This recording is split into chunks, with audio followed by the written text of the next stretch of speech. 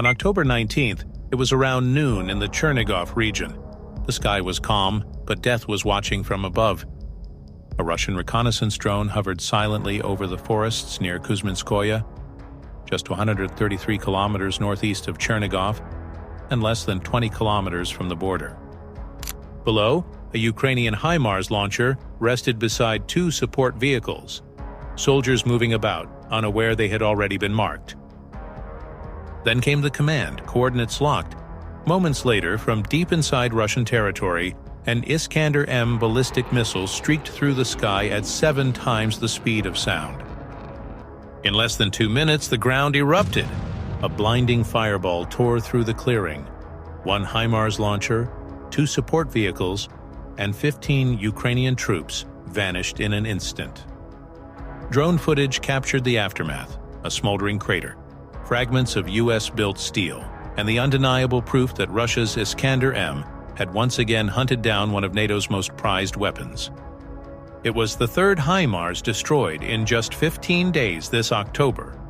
And this time, even the drone footage couldn't hide the reality. Russia's Iskander-M had hunted and annihilated the US-built precision rocket system once hailed as the game-changer of Ukraine's counteroffensive.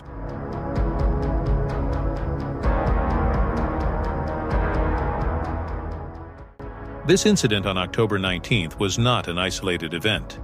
It was, in fact, the exclamation point on a terrifyingly effective 2-week campaign. Let's look at the data.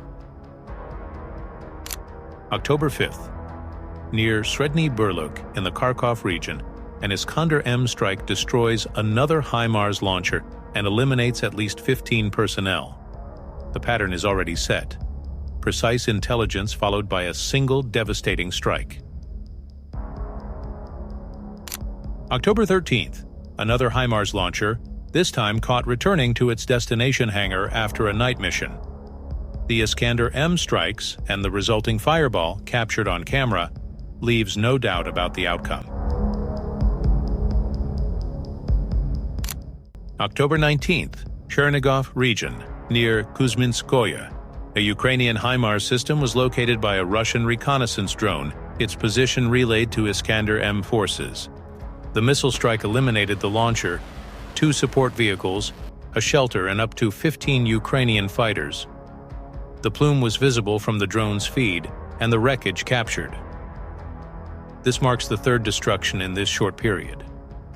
This sequence reveals a coordinated kill chain: drone surveillance, target fix, ballistic missile strike deep or rear area, destruction of high-value artillery asset.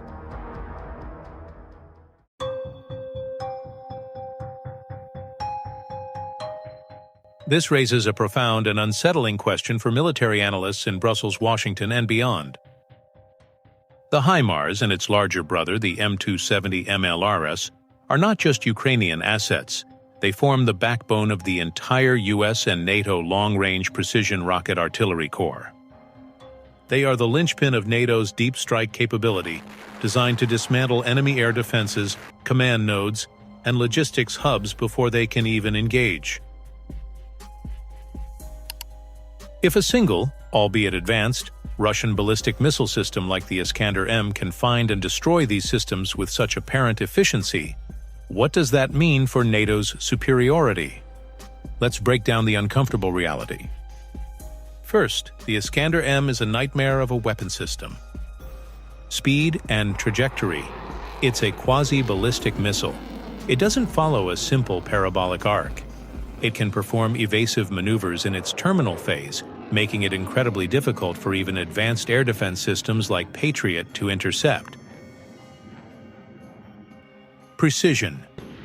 With reports of a circular error, probable of less than 10 meters and potentially as low as 5, it's not just an area weapon, it's a precision scalpel.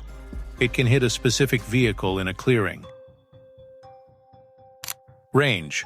At nearly 500 kilometers, it can operate from deep inside defended territory, far from the front lines.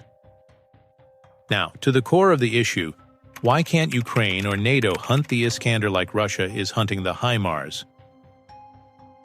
This gets to the fundamental asymmetries of this conflict. First, the intelligence surveillance, and reconnaissance gap. To kill an Iskander launcher, you need to find it. These are highly mobile systems. Their dwell time, the time from stopping, firing, and moving again, is estimated to be as short as 4 to 5 minutes. You need a persistent, real-time, unblinking eye over a vast area to catch one Iskander. Russia has layered its airspace with a dense network of drones and electronic warfare assets, making it a denied environment for Ukrainian ISR. NATO has superior satellites and signals intelligence, but against a peer adversary like Russia in a full-scale conflict, that satellite coverage could be degraded and the battle space would be just as contested. Second, the range gap. Ukraine lacks a conventional deep strike weapon with the range and punch of the Iskander. The US-provided ATACMS for HIMARS has a similar range, but its supply is limited and its use is likely heavily constrained by policy. NATO has air power, F-35s and cruise missiles, which would be the primary tool for this counter-battery mission. But this leads to the third point. Third, the integrated air defense gap. Russia's entire military doctrine is built around creating layered, overlapping air defense bubbles using systems like the S-300, S-400, and soon the S-500. To send aircraft or slow-moving drones deep into this territory to hunt Iskanders would be an extremely high-risk operation, promising significant losses. This is a problem NATO would face on a monumental scale. So, the grim equation is this. Russia has developed a potent weapon, Iskander-M, and a sophisticated kill chain, drones plus electronic warfare, plus rapid data link to neutralize one of NATO's key land-based systems, HIMARS. NATO's answer relies on a different set of tools, primarily stealth air power and long-range standoff missiles, but employing them would mean punching through the world's most dense integrated air defense network, with no guarantee of success and a high probability of catastrophic losses.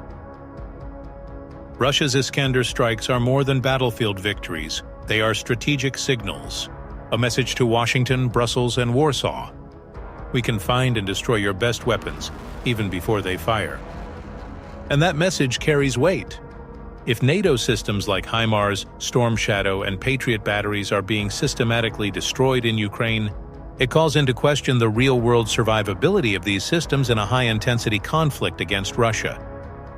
For decades, NATO relied on technological superiority, but in Ukraine, Russia has closed the gap using speed, mobility, and battlefield AI integration to counter precision with precision.